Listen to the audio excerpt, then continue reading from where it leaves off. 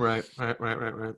Okay, let's get this party started. Okay, season 1, episode 1. Okay. In a world of capes and lunatics, gods and monsters, heroes and villains, there are those who stand for justice and those who stand only against the New World Order. This is Falcon and Winter Soldier. Nuff said. Avast me hearties and welcome once again to another fantastic episode of Full Stream Ahead. I'm your host, Charlie, the Professor Esser, and with me as always is my skinny rich friend. It's Mozz. Hey Mozz, welcome back tonight. Tonight we are discussing Falcon and Winter Soldier, New World Order, Season 1, Episode 1. Director is Kerry Skoglund. Writers are Malcolm Spellman. Malcolm Spellman gets our created by credit for this episode. And of course, Gene Colan gets our... Gene Colan gets our created by for the Falcon. Sam Wilson, the Falcon. Jack Kirby gets, of course... Bucky Barnes and Captain America, created by... they're cutting Joe Simon out on that one.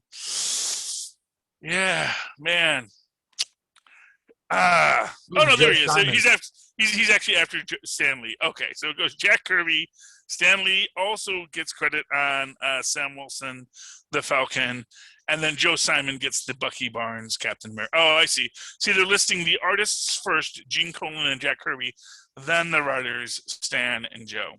And then, of course, Malcolm Spellman is our head writer for this series. Steve Epting and Ed Brubaker created the Winter Soldier character, though, obviously, that's Bucky Barnes. So it's an interesting question how you divvy up those details. We get none of the actual, usual writing credits on this, but, they usually hold those off a bit on the first episode. Of course, Wyatt Russell we see at the very end as our John Walker. Sebastian Stan is Bucky Barnes / the Winter Soldier. Anthony Mackie is Sam Wilson, Falcon. Don Cheadle is James Rhodes, War Machine. Joaquin Torres is Denny Ramirez. And Georges Saint-Pierre is Georges Bacharach. So we got a full house here, my friend. I'm glad that wasn't spoiled for me when I heard the show was around. I was like, it has something to do with Captain America. Man, I hope we get some more GSP in there. And right away, and I was like, yes, GSP's back. And then I was like, oh my God, they just blew him up. And I was like, well, no, of course he's the one that was that got away. I was like, okay, cool. Yeah, so he's going to be around for a while, and I'm super excited about that. Oh, no, you're not going to kill Batroc. Batroc, here's the thing. They have given such love to Batroc in the comics of late. I think people want George St. Pierre to stay around. George St. Pierre definitely wants to stay around. He says, I really want to do more. I'm telling you, George, come in one day with the mustache. Oh, I thought I would try it, see what people thought. Maybe it looks good, huh? And they'll find work for you, my friend. They'll find work for you. That's great. My tip to you. But yeah, it was so.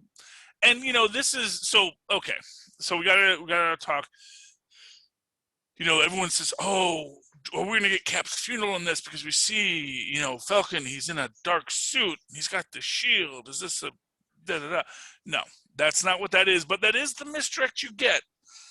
And then after the first scene where you see that, we jump right to Sam working with the Air Force.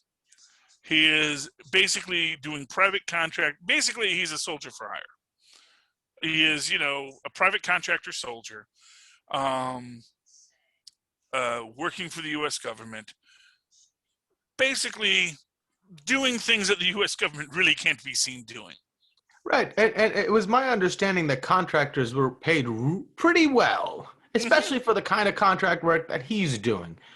Well, and that is the thing, is he does, and we get to that, when we get to what is like, probably, isn't there $12 trillion missing from the Pentagon exactly to pay for this kind of thing? well, I don't know if it's missing. It's just no, it's missing from the budget. It's missing from, being allocated and being accounted for.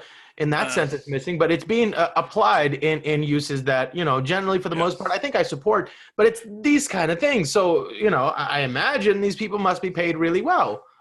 Yeah, well, they are paid well, and okay, so there's a couple of levels on all of this. Right.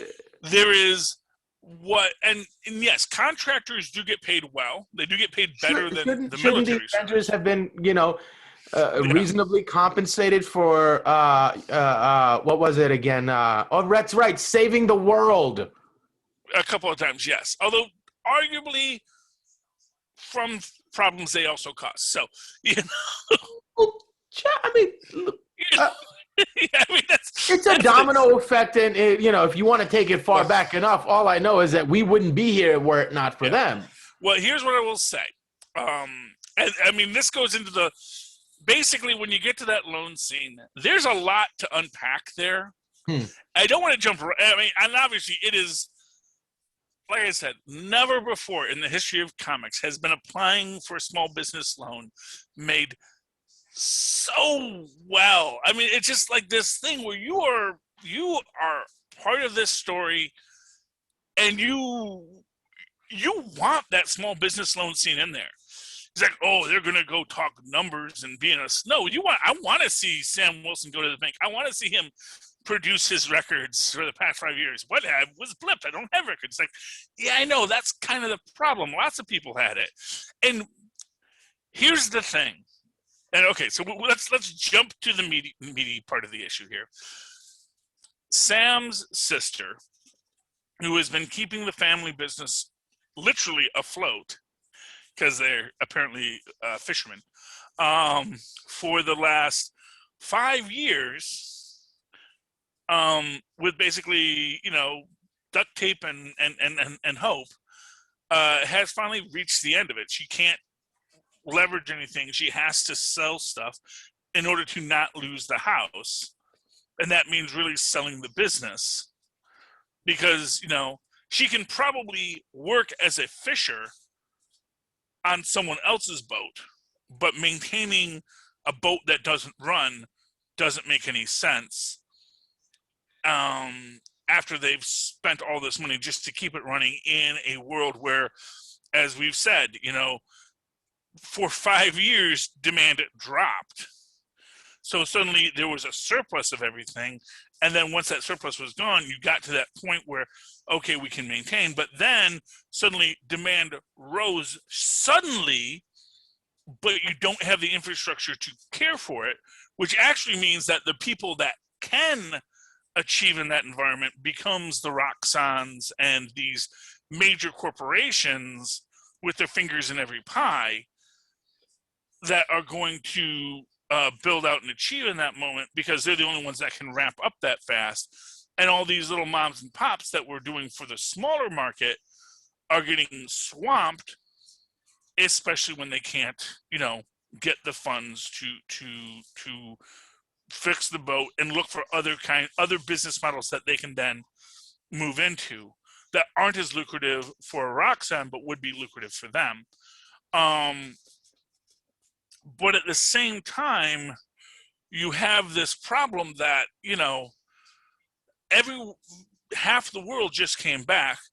Half the world is stuck without a lot of things. I mean, arguably you could say, well, hey, you have 5 years of interest on whatever bank account you had. But first off, that's usually not that much. And, it's not, unless you had, 50 grand in the bank when you blipped, you're probably still kind of in a bad spot. Right. And that's not a good look for a bank to be like a blip profiteer, Yeah.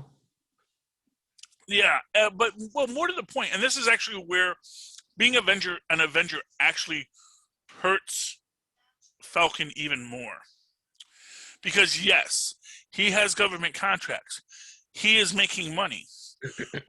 But strike one, he was one of the blipped. Strike two, even if he hadn't been blipped, he is in a high-risk profession that is going to very likely get killed. And, now here's the thing. Here's what I'll tell you. Had he actually been taking up the mantle of Captain America, maybe there might have been more to it. But then again, I don't think, aside from Cap saying be Captain America, I don't think anyone else was there Cap gave him a shield. Right. And the establishment seemed sort of upset about that. They sort of didn't want him to take up the mantle, and they wanted to give it to their own guy. And they were really glad when he turned his shield in. Yes. So now we don't have to put out an arrest warrant. Thank you for returning our property we're just going to say you were holding it.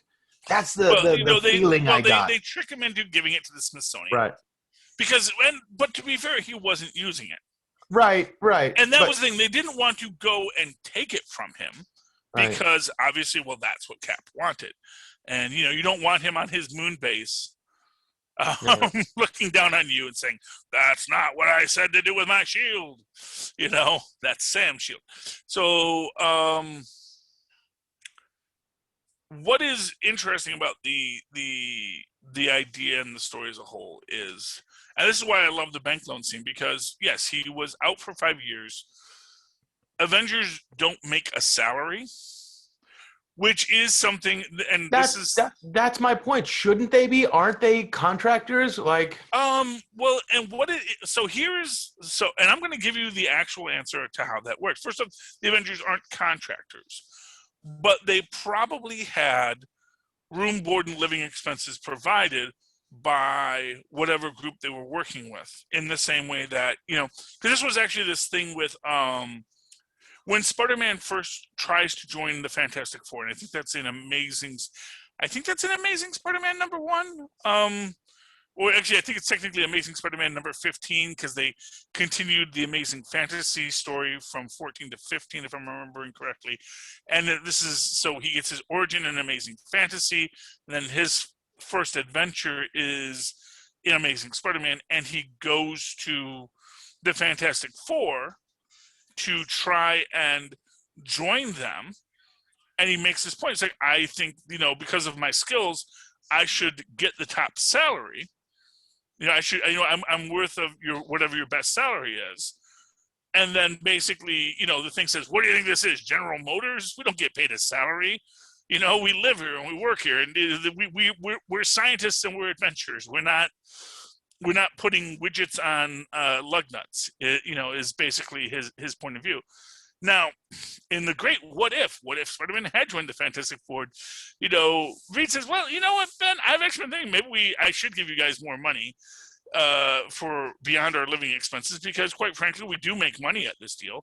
And that's the thing, because obviously Stark was licensing all of the heroes.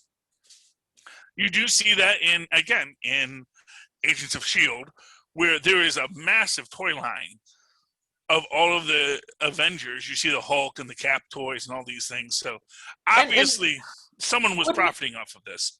Right. And wouldn't it be a good idea to make sure your heroes are well provided for, so that they never fall prey to temptation, because they're going to be in contact with, and you want to make sure that they're not in any desperate situation. And here's the thing. I would wager that they probably largely were when they were on Compound.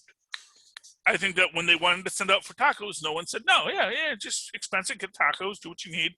You needed cash, we'll make it work. We'll do what we have to do. But remember that Falcon went rogue. So first Falcon went rogue, which means he cut himself off from that big Stark money. Then he comes back just as Stark snaps, and our condolences. Do you still get paid for that? And it's like, well, maybe not so much. Maybe we don't have an Avengers Foundation at the moment, or there's not a government contract with the Avengers for this, because we do know that that Thunderbolt Ross, who was Secretary of State, maybe is the president now, we don't know, has basically sees the rebel Avengers as persona non grata. So there's the real possibility that a lot of these guys are going to find themselves on the wrong side of whatever government teat there might be. Essentially, from the government's point of view, they do not want Sam Wilson for a lot of reasons, but one of which is that, when we did ask you to just sign this piece of paper to say that you're going to work within our laws and our agreements, that you were going to be cool with that, you said no. And when you say no, it's like, well, okay, you don't want to sign the paper, we can't really be working with you. It's, and it's, and that's sort of this, if you ever work in a hospital, they will tell you, if you don't do this thing, if you don't get the shot, you can't work on the floor. If you don't have a reason to get this and do not take these precautions that we've set for you, you can't work on the floor. You need this paperwork in order to work on the floor. That is literally how most organizations work in these kinds of situations. And, for what it's worth, superheroes don't have a union yet, There's not the first United Brotherhood of superhumans in the Marvel Universe, although maybe there should be. Or a Vought. Yes. Well, see, now Vought, and again, I will wager to you that Vought doesn't. Well, actually, no. They do seem to pay them. They have license because they're kicking back on the licensing agreements. So Vaught's handling the license agreements. Vaught's taking money on it and giving them, and even if it's 10%, but 10% of this. But then, of course, if Vaught's the one and negotiating royalties from the movies and whatnot, Yeah. But then again, I don't know if Stark was doing that, because Stark was probably doing it on some level, that there was probably some licensing agreements they did, but not enough. And for what it's worth, it's a situation where if those toys, like if a Hulk toy can't be copywritten because the Hulk is a public figure, there's an argument that says that anyone can make a Hulk toy in the same way that you could make like a Richard Nixon toy, without having to pay Richard Nixon a royalty to make a Richard Nixon toy.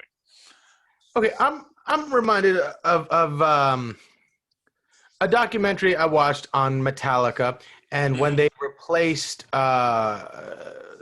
Jason Newsted, right, with Robert Trujillo, the new bass player. So when Robert Trujillo joined the band, the first thing they did was when they told him they got the job, he's like, here's $1 million.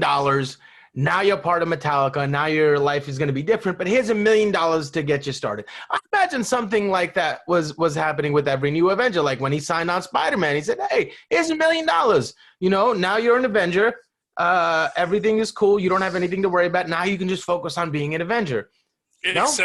No, because for what it's worth, first off, as Tony Stark would say, you don't get to be a billionaire by giving $1 million to everybody. He's basically going to, these Iron Man suits don't build themselves. I know, but he's selling, baby killing, weapons of mass destruction. Not anymore. Okay. Now he's selling spark forwards, which is actually even more lucrative. So, he's all right. It's like $1 million here and there for like what, 50 Avengers, $50 million a year. I mean, that's nothing. No, it's nothing. But at the same time, you don't want it to be all about the money. After all, no, I understand that. But you don't want like a Hawkeye being tempted because he can't pay for his daughter's surgery or something. Well, yeah, but that's where break bad because his sister can't keep a rinky-dink boat afloat. But that is where if he had stayed with the company. But yeah, and stayed with, but to that point, Tony's, it's like I imagine Stark was taking care of his people. Because I imagine he had enough foresight to see things like that. Yeah, but that's the thing. But that is literally the thing. It's like, had he stayed with the company, maybe he wouldn't be in this situation. I know, I dig it. But for those that did, I imagine Stark was doing some sort of thing. Well, as one can point out, Vision sided with Stark. Vision bought a house. So let's call a shelter half an entrenching tool. Vision, Yeah. Vision got a house. Vision doesn't even have a birth certificate. He got a house. Now, granted, he does have a great British accent. Indeed. And he does make himself white when he does put on his human face. So that's the other aspect of this story that is ingrained within it.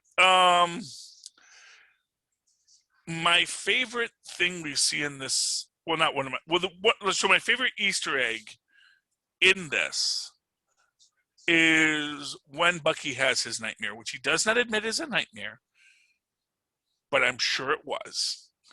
Because you don't remember the time you murdered that innocent person and not say that's a nightmare. Yeah, I wonder if the way he justifies that statement in his mind is that if this really happened, it is not a nightmare, it is just a memory. Like a nightmare would have been an imagined horrible thing. If this is something that really happened, it's not really a nightmare. It's just a memory resurfacing. So he can feel like he's not lying to her when he says, I didn't have a nightmare. Yeah. Well, exactly. And that is classic deflection. Right. And that is what Bucky does throughout the entire thing. I know there are people that are mad at his therapist. I'm telling you right now, that therapist was spot on. You have a deflecting, obstinate client, you don't handle them with kid gloves. You've got to be direct with them. You got to throw the ashtray at them and say, you're not a freaking dog. And we weren't privy to all the other techniques, softer techniques that she may have tried before we got to this point. Exactly. And what I will say is, when it comes to that moment, it is a, when he takes that life, but when he wakes up this is the thing that I love, is we see him that he is sleeping on the floor, which of course is a reference to Winter Soldier, when that's what gave that bonding with Sam and Cap, when he says, it's your bed, isn't it? You can't sleep on it because you're so used to sleeping on on a hard surface, you can't fall asleep. It's like, it's like a marshmallow. And here we see Bucky in his little Spartan apartment, sleeping on the floor with a football game in the back. Now, we're this red-blooded American. That's that Soviet influence. That's the Hydra influence. Now he's a soccer fan. He grew up in Brooklyn, man. Dodgers. That's what he should be watching. I don't know. I'm making a joke there. It's football fans of the world, don't get mad at me. And you know what? He may have been watching the Dodgers, fall asleep, and then you're watching ESPN. Eventually, it's gonna turn to football because it is the most popular game in the world. So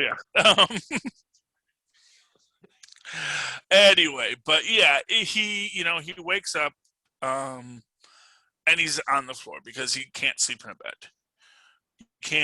He can't sleep comfortably because he is still out of it, because as he says, the only time he ever had comfort was in Wakanda. He had a couple of, had a brief moment of peace when I was in Wakanda, and then they pull me back, they pull me back into wars and they pull me back into fighting. I was a fighter, I was a killer with my mind controlled, and then I finally got to have peace, and then someone says, oh no, you don't get to have peace, you got to come back and fight.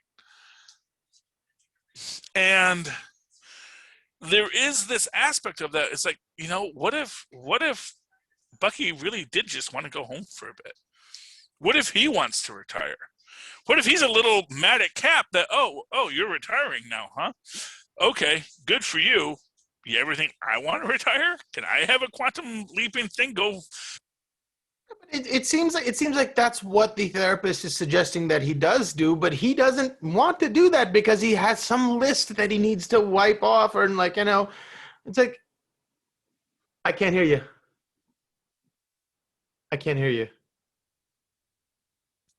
There we go. Yep. Yes, he has a list because he has to make amends. Right. So he doesn't want to chill. He doesn't want to relax. That's what the whole world is trying to convince him to do. He has to make amends, but how he makes amends is his choice. No. That's again deflection. Thinking that you want to be this person that the world thinks you should be, this peaceful blah blah blah. But deep down inside, you recognize that you crave the fight just as much. You can't let it go just as much as as much as you'd want to. So unless the fight is the distraction for him. That basically, to put it into all these other terms, it's way easier to be an Avenger than to get a small business loan. That if you want to just adventure, you can go be an Avenger. You can go do these things. He can get the, that government contract work. I'm sure the government is going to be more than happy to say, oh, you would like to do work for us? Come right along, Yeah. And be a part of what we have to do as far as thwarting evil, or maybe not so evil, but you don't need to know that. I guess maybe that's what's getting him down, is that it is no longer possible for him to be comfortable in that space anymore, that he is, malformed to a degree that cannot be. He's got severe PTSD, and he is resistant to therapy. That is really what it is. He doesn't want to admit that he needs help, that he needs friends, that he needs a support system. He wants to say, I can do it on my own. I can just be my solitary lone wolf. And, his psychiatrist is saying, no, you can't. And it is interesting when he does go out on his date. And, and for what it's worth, like and again, this is one of these moments where I'm just like dealing with every, Marvel, they just make these light, airy, jokey films. It's like, have you watched any of these things? Have you seen, this man has befriended the father of an innocent he killed because he cannot figure out, how do I make amends to this guy? And that's really what it is. It's like, you know what? I don't think I can make amends with this guy. I don't think there's a way for me to... There's also a measure of masochism in that. Like, he feels like he's flagellating himself for his sins by constantly being around a reminder of what he was and how terrible that was. Well, like, I deserve to feel bad, so I'm going to be around this guy, so I constantly remind myself of how bad that was. Yeah, I get the feeling what he's trying to do is to say, well, I'll be his son. I'll show up. I'll make sure he's okay. I'll make sure he's okay. I'll make sure that, the way a son would, that, and for what it's worth, he doesn't have a father. Interesting that he says he has a sister. And at first thought he says he has 4 sisters, but actually what he says is 4F. Because when he's on the date with the woman and they're playing Battleship, and he says, and she says, do you have any family? Says, do you have parents? No, they're dead. And he says, I have a sister. Then he says, 4F, which I thought he was saying 4 of them. Oh. On my third watching, is oh no, he says 4F. So I thought he said he had 4 sisters. Actually, he says 1 sister. But I'm sure we're going to find out that she married Mr. Jones, and Mr. Jones that somewhere along the line, that's how we're going to get Rick Jones into this. And that's why they look exactly like Bucky Barnes. It's just fun comic book lore about that this teenage sidekick always looks like Bucky, and there's Jack Monroe, who looks exactly like Bucky, and then Rick Jones, who also, as luck would have it, looked exactly like Bucky. So just a weird thing in comics, though. For what it's worth, people looking exactly like each other in comics is a real trope where they exploit it all the time. It's like, why, you look exactly alike. We just have to put a different wig on you. And yeah, it's crazy. But yeah, so he does have a sister, and I do want to see if he ever looks up what happened to his family, because he says his parents are dead. He doesn't say his sister is dead. Right. But then again, it may also be that his sister has passed on, because it has been, as he says, 100 years. He's 104. Oh, right. But his sister might have had a family. So his sister might have had a family, and lived a whole life. And now, usually in most stories, his parents are dead by the time he joins the Army.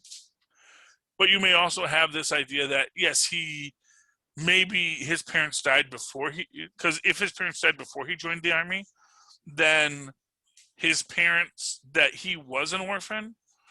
And so it's like, when we get to that idea of like, there's a word for a child who lost their parents, but not a word for a parent who lost their child, that it's a very hard thing to understand and comprehend. And so, again, that feeds into that idea that maybe he wants to be wants to sort of be, as much as he can, this guy's son. Which is hard. And for what it's worth, he's probably at least somewhat close to a contemporary of him. Right. At first, it took me a while to put two and two together. I initially thought, oh, this is probably an old man that was friends with him, or when he was younger, and like he's still the same age. And then I was like, oh, okay, that's what they're doing. Well, there could, and for what it's worth, we haven't gotten all the reveals yet. It may be both. Fair enough. That this actually was his friend. That this was, a guy he knew from the war, who's still alive, although then again, he'd probably also be in his hundreds. I think he's not there yet. I think he's actually only in his 80s, because he makes a point that no one made, because he's reading the obituaries, and it's like, man, no one made it to the 90s this week, and they say such a waste, which either means they're both really old, or he's getting to, and he's like, he wants to make it to the 90s. He thinks, I got to make it at least to 90, right? Anyway, I do love the date scene. There's going to be a lot of talk about the woman saying, "I'm reading your mind," because she's clearly wiping the floor with him. So mutants confirmed that's Psylocke, but yeah. It would be an interesting idea, but the idea that she's just really she's good at reading people and all that kind of stuff. But or this is somebody keeping tabs on him, because that's a very intelligent service thing to do. Which, what, fun fact, I was having this whole conversation with people, because the whole Steve and Agent 13 Sharon Carter thing. It's like Steve didn't even know who she was, but just, this person has a cute meet on his first day in the new apartment. Just as, because obviously, we put your ex-girlfriend's niece across the hall from you because we thought you would, because they were trying to enmesh Steve, make sure that he had a person that could keep tabs on, and to arguably, as I always say, this goes to my Rick Jones conspiracy, that basically they keep on creating these people who look exactly like Bucky Barnes expressly because they realize the best way to control a superhero is to control their sidekick, because they will die for their sidekick and they will do whatever they need to do for their sidekick. So if you can control the sidekick, you can control the hero. And that's how this guy, who just happens to all have the same face, keeps on showing up with the Hulk, with Captain America, with Captain Marvel. You just move them all right next to him. Say, gee willikers, Captain Marvel, I'd be happy to wear those nega bands. It's just fun with Rick Jones. But anyway, so yeah, there is. So who is this new Captain America? So that is John Walker. And why did they pick the goofiest looking guy they could find? He does not look like he belongs in a Captain America suit. He's just like, he just looks, I mean, not that he's a strange looking, but okay. So here's what I'm going to say. Wyatt Russell, and this is Kurt Russell's son. Ugh. And he looks a lot like Kurt Russell, but he's got like a howdy doody Kurt Russell. Yes. Well, this is why he usually has a beard, and he looks much better with a beard. Like that does not look like an inspiring figure. He just looks like a bad cosplayer. I think they intentionally shot him to look like that. I think they intentionally created this to make so John Walker. And to be fair, if you look at a lot of shots of Wyatt Russell, he actually does look the part. You see him with his beard shaved short. He looks like Kurt Russell, and you know Kurt Russell, the man's a living legend. Snake Plissken, and Ego. Yeah, and Ego. Yes, that's old. Then even as old Ego, he still looked the part. Right. You put old Kurt Russell in that suit, and I might have bought it a little bit more. As it stands, he just like, I just kept hearing a guffaw in my mind. Well, yes. That. And like I said, I think that was shot intentionally to maximize that effect. Well, man, oh man, did they succeed. Yeah, well, and it's have they given this poor sap any serum, or is he just out there like pretending? No. He's juiced. He's juiced. It's just like the Flag Smasher. Man, the juice did nothing for his jaw. Well, you don't have a lot of muscles in your jaw. Yeah, I don't know. It's just man. It's all bone, man. It's okay. Yes, I will. Here's what I will say.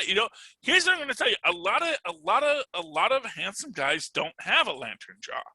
The lantern jaw is a very rare thing. I was blessed with it, but even you, handsome as you are, casting another Captain America. Well, I mean, unless you're purposely trying to make him look like a dweeb, I don't know. Well, and again, it all depends on how you shoot him, because he is cut, he is ripped, and if they had shot him head on, they intentionally shot him upwards which basically anytime you shoot up a guy's nose, it's usually meant to emphasize the weakness of his chin. Huh. And so and the idea, like I said, okay, to bring the racial politics into it, they were telegraphing to people he's a nice white boy. Gotcha. Because here's what I'm tell you, if you had shot Anthony Mackie from the exact same angle, he's also going to look pretty dweeby in that mask. Right. Because the way they did the mask was pretty dweeby. Right.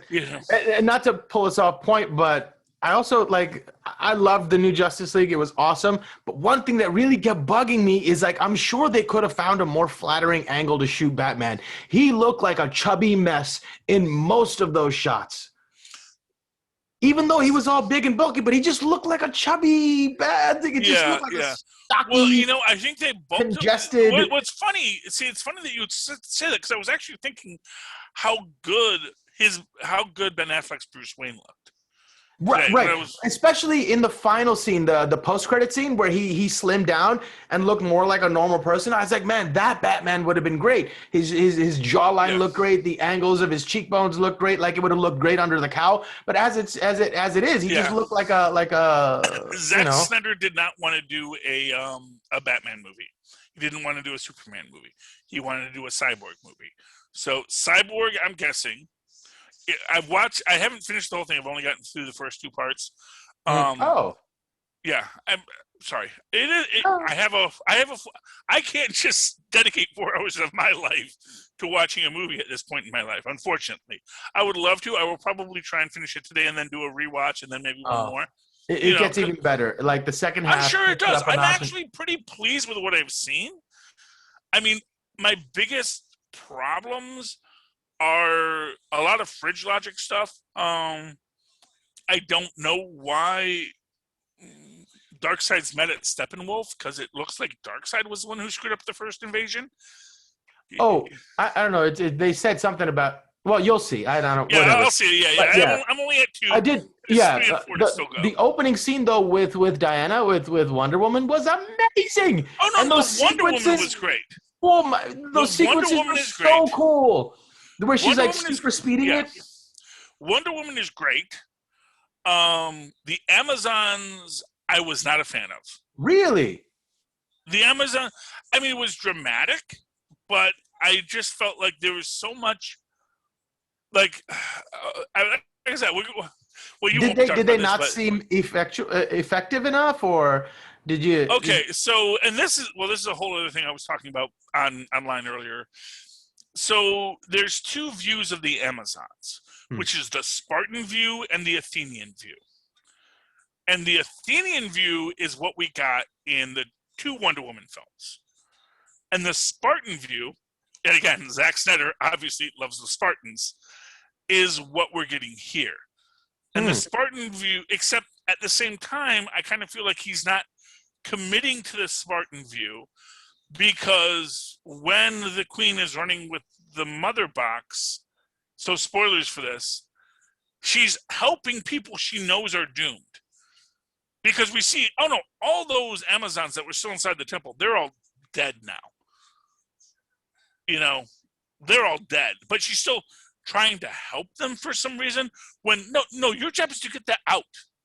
You gotta get this out and get away. That's your job as a Spartan, is to you shouldn't need to be convinced to do it, is what you're saying? Exactly. And so that was weird to me. And I kind of see what you're saying, but maybe they were trying to illustrate the point to us so we don't question her decision by making that other Amazon say, honor us, seal it. So we understood. Maybe it was a little bit of, could have done better. Yeah, I get that a little bit, but it made her seem a lot, like I said, I could see here's what I'll say. That's the Athenian view, which basically shows the weakness of it if you want to tell the Spartan view. And that's the thing. It's like I got the feeling that he wanted to do the Spartan view, but he like I said, to me it kind of felt like he hurt the Amazon, the interpretation of the Amazons in it. But like I said, I'm only 2 parts in it, and I'm not even halfway through the show, which is like weird to me. It's like, wait, it just said part 2, part 1, part 2. There's part 3 and part 4, so I'm guessing those get longer as they go. Yeah. Part 5 is where it really takes off. Oh, there's a 5 parts? Yeah. How many parts are there? I thought there was only 4 parts. 6. Oh, 6 parts. Okay, that makes a lot more sense. Yeah. Okay, I thought I only had 2 more parts to go. Okay, but 6 parts. No. Yeah. I actually think they really should have broken this up. I think it would have been great had they done it as 6 episodes. I mean, you're able to if you'd like to. I mean, that's how some people. No, I understand that, but I think if they had released it on every Thursday, this is going to drop. Oh, I don't know. I really enjoyed. I think they would have had the. Here's what I'm going to tell you: 6 weeks from now, no one's going to be talking about this. Yeah, that's fine. And some things you don't need it. It was a movie, and you're meant to to binge watch it. Anyway, certain things are meant to be seen that way, and I'm happy for it. I mean, it would have been nice to have the elaboration and the blah blah blah in between. But man, I was engrossed the whole way. As soon as it ended, I was like, oh, I can't believe I get to. Go right into it. I am engrossed. Yeah. If I could have watched this beginning to end, I absolutely would have so far. Because I'm like, oh wow. I was actually shocked when the first one ended. It didn't drag it at all for me. I was like 2.5 hours in, and I'm like, man, I'm so glad this isn't over yet. Yeah, no, I'm intrigued by what he's doing. I just feel like, again, I think he's got great visuals. I never doubted his visuals. I know his visuals are chef's kiss. He is actually great. Anyone who's seen. Like I said, even if you hate Watchmen, you got to admit Watchmen is a beautiful film. Yeah. I actually like Zack Snyder as a filmmaker. It's just as a storyteller that I worry about it. And again, it comes down to what is the inevitable comparison. I have 6 hours of my day to spend. Do I want to spend it watching Justice League? Or do I want to watch the Falcon and Winter Soldier for the 4th time? And, a lot of times I'm like, I kind of want to go back. Now, I'm a Marvel fan at my base, so I do have that prejudice. I'm not going to deny it. But going back to Falcon and Winter Soldier for the 4th time, I'm seeing so much more. And I'm wanting so much more. And expressly because I can't go to the next one, I'm just going back and watching the same thing over and over, which is beneficial to Disney, that I just keep that because they don't have to spend any extra money that I watched it 6 times. And with Justice League, they don't really have a plan for the future that depends on this. So this is it. This is like a redo, a mulligan. And so they're just like, they don't really have anything to build towards. So maybe except that obviously Zack Snyder is pushing for that. I hope he does. I mean, I don't mind it if he does. I mean, I don't like a lot of the choices that what I've heard about the sequels. I don't like the choices he's made. I don't like the idea of Lois and Bruce together after Clark is back. Yeah, I never liked his Clark to start with. It was funny. Someone was saying like, what's a better version of this than the version that exists? Like someone was saying, like this is a better Bond. Like Man from U.N.C.L.E. is a better Bond than Bond. Kind of an idea. And I basically said we don't know him very much as Clark. Well, exactly. And I think that's like professional Clark, how he interacts with the world as an adult, what his job is like. Is he good at his job or not? Because the sense you got from Christopher Reeve's Superman was you got a good deal of understanding of who Clark was and how he dealt with the world and how he managed the image of Clark and that he was maybe a good journalist. You don't really get much of that side of him explored. So what I get from Zack Snyder's view is he's very much into the last son of Krypton idea, that and the idea of the impossible loneliness of being the last son of Krypton. And I kind of felt like who actually did this better than Zack Snyder was Hancock. That Hancock is a better Man of Steel than Man of Steel because I actually and again now. Unpopular opinion. I liked Hancock. I did too. I thought it was a good movie. But I also felt that it really embraced the idea of like, what if you were the last of your kind and you were omnipotent, but you don't want to rule the world? But everyone also says, well, you have all this power. Why don't you help people? And you do, right, on the regular. But at the same time, you're also like, you know what? It's only so much fun for you, that movie immediately made me think of Superman 3 when Superman turned bad or apathetic or whatever, which again is which is why that's my favorite, because it is where Superman has to deal with the two realities of, look, yes, I could do whatever I wanted. But I actually have a moral center that says, don't just do what you want. Which is, and this is like, here's the thing. Tomorrow I can go buy a gun and I can do whatever I want for a period of time. And that is just human reality. And that's always been human reality. I could, when I was a caveman, I could pick up a rock and I could violate every social contract I wanted with that rock for as long as I could, And the idea is that the reality is that we as beings should not want to violate the social contract because the social contract actually is beneficial for us as well. And if you are Superman, obviously you can make the argument that the social contract isn't necessarily beneficial for him, except it is because he's still a social being and he wants to socialize. And that's the thing. It's like, we don't not kill and do whatever we want because we're afraid of punishment. It's because we're afraid people won't like us. Right, because his planet is all gone. The only surroundings that can give him a sense of identity is us. Exactly. So that is where I think that essentially, I think what Zach wanted to do, and here's what I'll tell you, I think he wanted way more runway than they were going to give him. He is kind of the spruce goose of directors. It's like, yeah, he can fly for a short period of time, and he could get there if you give him enough runway. But, that's not the genre. The genre is you're making films. You want to do that, then you write War and Peace. You write a 1,000-page book, and people will love it. I bet you Zack Snyder could write a 5,000-page book, and people would read the heck out of it. I'm sure it would be great and wonderful.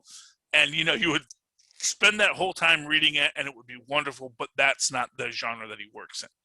And somehow he got to do it, and it worked out anyways. It was great. Well, but I guess so. I haven't finished it yet, and I'm sure it's good. That's always the thing. I never doubted it would be good. And like I said, I didn't mind the first one that much, Yeah. You rip on it, but you also rip on Thor: The Dark World, and you rip on Age of Ultron. People rip on these films all the time because, there's a lot of silliness attached to it. I rip. Here I'll say I'll rip on Batman vs Superman a lot more than I rip on Dawn of Justice. I really felt Dawn of Justice, was a decent. I think that's the other thing. It's impossible not to watch this movie and immediately be comparing it to the previous entry, and all the little missteps that they were able to avoid, and how appreciative I was that they did. Yeah. It's you get a lot more characters. It was what I said. The most important thing this is of course our Batman Winter Soldier.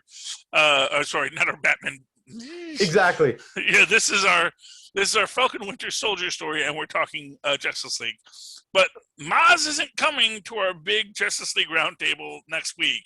Unfortunately, I will not be able to. This is my gift to you, Mozz. You get to get your thoughts out now. So. Welcome to the club.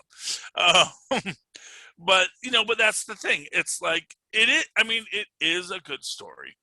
It is a good film. But again, like I said, if I were to say, what would I rather watch? The Zack Snyder cut or Falcon Winter Soldier? I'm probably going to go with Falcon Winter Soldier. Yeah, I'd probably go with the Snyder cut. You go with that? Well, that's fine. Yeah. And, I hear they're releasing a black and white version like they did with Logan. Okay. That's fine. Here's what I'm going to tell you about that. And I wonder if they painted people blue for that. Well, that's the thing. They didn't. And they're just...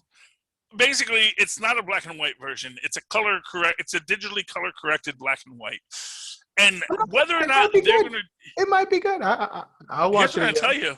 Well, if they made the effort like they did on WandaVision to truly understand how black and white translates, if they just push the button, because literally there's a button you can push. No, but and the robot will make it black and white. Zack Snyder's strong suit is the visual aspect of this medium. I think he would, if he's doing this, there's an artistic intention behind it. It's not simply a money grab or a marketing ploy or Well, and again, it may be his intention, but just because, like I said, and this is what I will say, is like, because it's his intention doesn't mean that it is something that he's going to succeed at with right. No. All I'm saying is that his intention is pure, that it's there, and that I'm willing to give it a shot.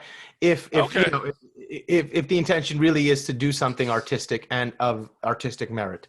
And I think that's where his head is at. So whether he fails or not, if the intention's there, then I can view it from that lens, and I'm happy to do that. And that's fair enough. And I'm glad he got the shot. I'm glad that he gets to say how he thinks this story should look. Whether or not it's the best story he could have told, I don't know. But what I will say is I'm far more excited about the next episode of Falcon and Winter Soldier than I am about whether or not we ever actually get a Justice League 2. Right, because there's a whole other world and a whole mess of other stories that depend on this, that are intertwined with this. So there's a lot more reason to care, certainly. Yeah, and like I said, I want to see Aquaman go for a boat loan. Go for a what? A boat loan. Oh. It's an SBA loan. Which is fun for me because it is a Futurama reference as well. That's because Professor Farnsworth was the first person to invent a robot that could qualify for a boat loan. So, which is obscure thing again that they maybe didn't even intend, but just the idea of, I guess it's a boat loan, and well, that's a Futurama reference, which is not their intention, but it's Right. certainly the intention in my head. Right. And to your point earlier about Vision going for a boat loan would have probably went a different route. Yes. But although, as I've also pointed out, he could also just, gift of the Magi, cut off his pinky and say, there you go. There's like $8 million. Right. Here's your collateral. There. Yeah. Exactly. It's like, I'm made of vibranium. I'm literally worth $1 billion or like $8 billion, So I will give you my left hand. Or essentially, here's the tip of my pinky as collateral. You can put it in your little safe deposit box, and when you're not looking, it'll phase in and out and come back to me, and you'll still think it's there. Well, exactly. And for what it's worth, he can manipulate himself in that way. So right. He is the Vision. He's awesome. But, I forgot to mention that, which was the biggest revelation from Assembled was that none of what we think of the Vision is actually practical effects prosthetics, that it's all CGI added, which just shows the level of CGI, which, again, I'm going to say, man, in part 2, that flashback of the final battle was really badly CGI'd. What are we talking about? Justice League, not the last battle, the first battle. The first time Darkseid comes, there was a lot of bad CGI there. There was a lot of bad CGI. Yeah. You definitely got a sense that some of it did not have a chance to get fully completed, and some of it was like, yeah. Sure. I remember Tristan looking at, and like he kept on looking at Zeus and says, "Is that the guy from 500?" And I'm like, 300. Yes. He does look like him, and that is Zeus. And he did, and maybe that was an intentional throwback, but it also kind of felt but like... also every guy from Williamsburg, Brooklyn looks exactly the same. There's an aesthetic that people expect when you're a Spartan or when you're a Greek god, whatever. They'll all look like that. Or they're all just technically clones of Bucky Barnes. Right. Oh, fair enough. Fair enough. Just to bring it all back to the show we're actually supposed to be talking about. Okay. So, Mozz, any final thoughts on Falcon and Winter Soldier that you want to talk about this episode? Man, they presented that dude's chin is just waiting to get clobbered. I can't wait till somebody smacks him in the chin. He has a punchable face, and I've said that about this before. Oh boy. I think they intentionally cast him. Mm-hmm. Although, here's what I will tell you. Because when I first saw him, when they announced it, he had this big red beard because he's a ginger. Okay. And the thing is he looks so much like a character by the name of Dennis Duffy in the comics, who is D-Man. And he was Cap's partner at one point. And he has this habit of growing out his beard because he actually has a lot of mental health problems because of the augmentation program he went through. Okay. And so I wonder if they're going to... But he was also just this guy who was so much in love with Cap. Where he was like, oh, yeah, Cap is like the best guy and I want to work with him and I want to be his best pal and his partner. And... routinely, but he actually has a very sad story in the Marvel Universe. And I kind of think that they kind of said, well, what if we call him John Walker, but he's actually going to be Dennis Duffy? He's actually this guy who's just this real gung-ho, I want to be a part of the superheroes, but he's also just not the best guy, but he's actually always well-meaning and always kind and good. And is that really nerdy Captain America that you always that you kind of think about with Cap, that big blue Boy Scout kind of Cap, but that he's just being manipulated by other people, and maybe that's where we're going to get his redemption arc. I really think that that's something they're going with that, but we'll see how it goes. I did want to talk about this. The most interesting thing is there's no post-credit scene in this, But there is a lot going on in the final credits. There is a lot going on. There is what looks like a proto sword logo. They flash up at some point that looks like maybe it's like if Sword was founded in the 60s or the 50s, and or the 80s, as we said. But one of the things, there is a reference to the Power Broker, where it says the Power Broker is watching, and the Power Broker is a character from the comics who actually created both John Walker and Dennis Duffy. So there is an interesting aspect there. But the real interesting thing for me is there is a quick flash of a black person's face. It's half of his face, which people say looks like the actor who was rumored to play Isaiah Bradley. But then again, it could also be Battlestar, who we might get later as the partner of John Walker, which would be cool if they bring in Battlestar. But it says, it's a handwritten note, which says subject 445. I thought it said 45666, but I think it's 45606 or something like that. But it's just this idea that, we might be going back to Palo Gordo, where the last sample of Steve Rogers' blood and the super soldier serum was sent when they were trying to recreate the super soldier serum. And of course, the Red, White, and Truth series, which tells of this attempt to recreate this super soldier serum using African American soldiers against their will. And I do think we will get an Arnim Zola in this before the end of it, because it either in a flashback, they're going to get Toby Hooper coming back as Arnim Zola, working on that project as the guy who says, well, just use whatever subjects you can find. I don't need to know where they come from.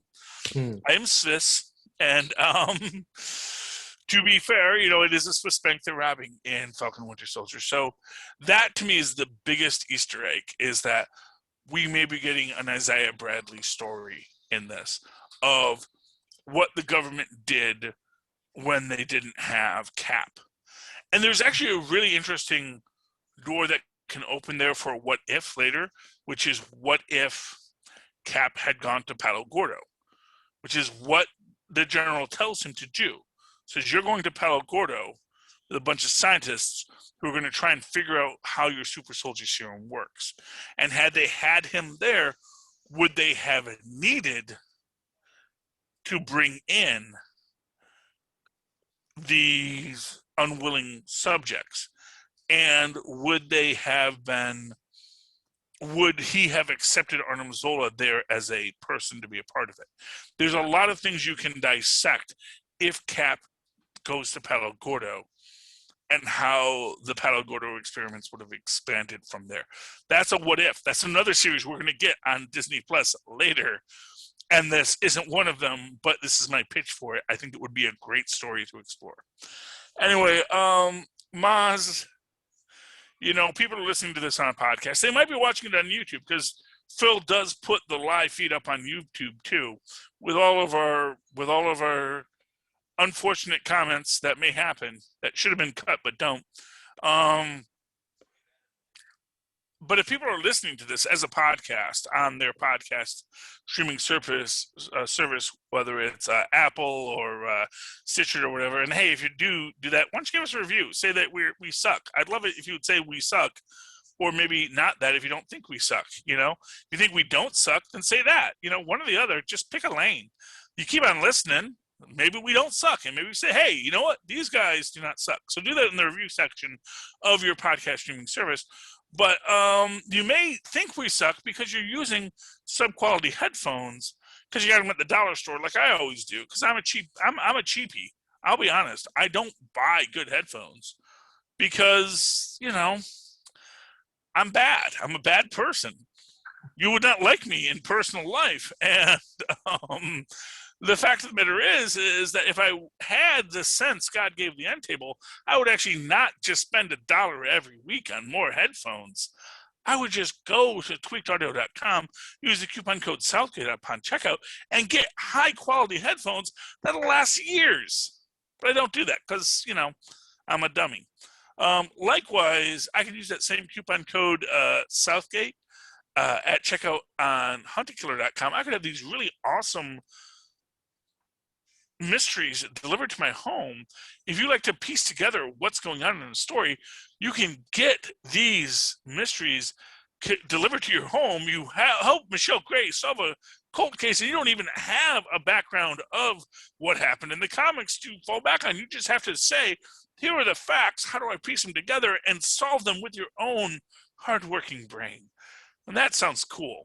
But if it doesn't sound cool to you, and you want something a little more light, why don't you just go down to our show notes, click on the Amazon link, go to Amazon.com, buy literally anything in the world, have it delivered to your house, and it is going to cost you nothing to do it that way. Go down to our show notes and go. And it's going to help out the show. And while you're there, check out Pod Life, the book, a book written by the Southgate Media Group community about podcasting. And you can get it both in a digital version that you can read on your phone, on your Kindle, on your computer, whatever your blue light choice is for reading. And you can also get a hard copy to keep for the fall of society, which when society falls and you want to read about the history of podcasting, this will be a primary source and you will want it. It will be on the test. And in the meantime, Mozz, if anyone doesn't need this stuff and they want to talk to you about it, or how much they loved the Snyder Cut, or how much they loved Winter Soldier, or how much they hated Superman 3, and then we know they're crazy. How dare you? How dare they? How can they reach you? Oh, they can email me with their silly opinions at mozzmanzoor@gmail.com, or find me on Facebook under Mozz Manzoor. That's MOZZMANZOOR. And, of course, you can always write to me that old-fashioned email way where Mozz and Poz once did at superconnectivityblog@gmail.com. That's superconnectivityblog, all one word, @gmail.com. And, of course, follow me on the Twitter as I live tweet things when I have a time and a chance and an interest. I used to live tweet DuckTales, a woohoo, but that is ended now until the next Disney Afternooniverse show rises, as the Justice League did. At Charlie Esser, that's CHARLIESSER. Look for the 2 E's in the middle. For quality. Bing! Thank you, Mozz. All right. Ladies and gentlemen, you have spent another evening, or day, or afternoon, listening to our stories. The stories of men and women who fight to protect you and a fictional universe from all threats. Enough said. Alrighty, me hearties.